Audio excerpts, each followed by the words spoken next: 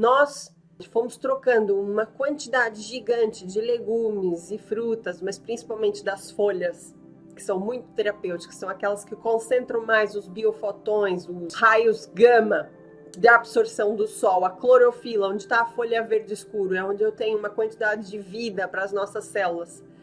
Porque nós não fazemos a clorofila, temos que ingerir alimentos que concentram essa água, essa energia solar e esses micronutrientes. Como não produzimos, tem que vir de fora. Trocamos as folhas verdes por farinhas, bolachas, pão, pãezinhos, petit fours, né? Tudo que é vege, seco, sem minerais e ainda por cima é ácido.